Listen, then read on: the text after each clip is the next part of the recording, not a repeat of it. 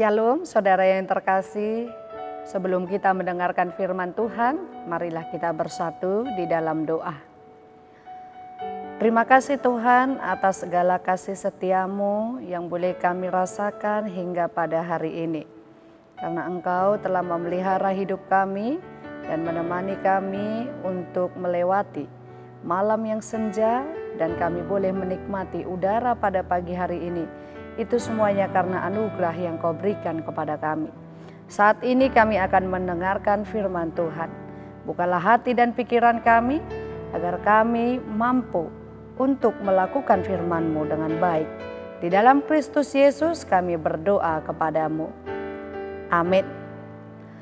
Saudara yang terkasih, firman Tuhan yang menyapa kita pada hari ini tertulis di dalam kitab Amsal pasal 2 ayat 1. Demikianlah firman Tuhan. Hai anakku, jikalau engkau menerima perkataanku dan menyimpan perintahku di dalam hatimu. Demikianlah firman Tuhan. Saudara yang terkasih, kitab Amsal terkenal dengan seruan atau ajakan agar kita menjadi manusia yang berhikmat. Khususnya di Amsal 2 ini yang berisikan didikan berupa teguran dari seorang bapa kepada anaknya. Seorang bapa yang menginginkan agar anaknya meraih atau mengejar hikmat dengan tujuan agar dalam dirinya memiliki rasa takut akan Tuhan dengan segala laku dan etika yang baik.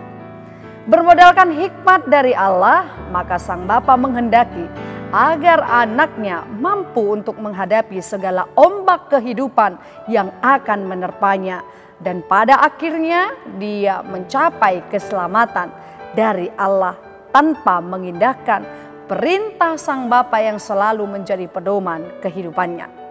Sang bapa yang mengharapkan agar anaknya tidak jatuh kepada perilaku amoral yang tidak diinginkan oleh orang tua pada umumnya dengan mengandalkan hikmat Allah.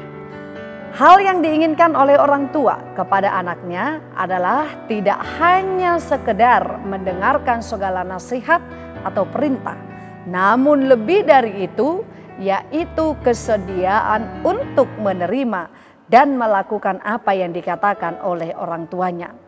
Demikian juga diri kita sebagai anak Allah. Ia menghendaki agar kita semua mau untuk memegang dan mendengarkan perintah Allah dengan cara menyimpan firman Allah di dalam pikiran dan hati kita. Sehingga kita mampu belajar untuk hidup bijaksana dan benar dalam hubungan kita dengan Allah dan sesama kita. Kita dapat mengalahkan dosa dengan melakukan perintah Allah di dalam hati kita dan firman Allah yang tinggal di dalam diri kita. Saudara yang terkasih, sesungguhnya hikmat itu datangnya hanya dari Tuhan. Hikmat yang berasal dari Tuhan tentu saja sampai kepada kekekalan. Orang yang mendapatkan hikmat akan melebihi emas dan perak yang ia peroleh. Harus disadari bahwa manusia bisa saja kekurangan hikmat dari Tuhan disebabkan kurangnya menjalin hubungan dengan Tuhan. Itulah sebabnya untuk memperoleh hikmat, seseorang harus menjalin hubungan pribadi yang intens dengan Tuhan melalui ibadah doanya setiap hari, seperti renungan pagi yang selalu dibagikan kepada jemaat. Orang yang berhikmat, maka hidupnya senantiasa takut akan Tuhan. Takut akan Tuhan bisa diartikan dia takut untuk berbuat dosa.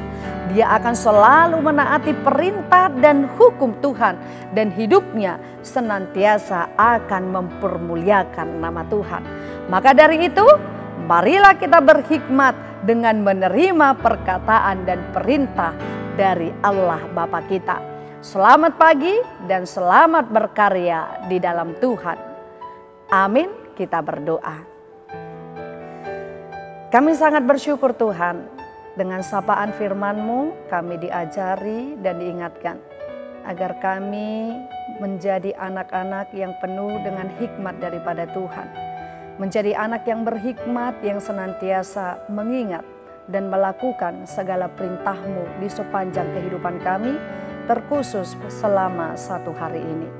Bapa yang penuh kasih, kiranya Engkau yang memberkati setiap langkah kehidupan kami. Engkau yang memberkati segala usaha dan pekerjaan jemaat-Mu. Engkau juga yang memberkati segala apa yang kami rindukan di tengah-tengah kehidupan kami. Ajari kami Tuhan agar kami tetap di dalam hikmat yang daripada Tuhan, dengan senantiasa melakukan kerendahan hati di hadapan Tuhan dan di hadapan sesama manusia. Di dalam Kristus Yesus kami berdoa dan bersyukur kepadamu. Amin.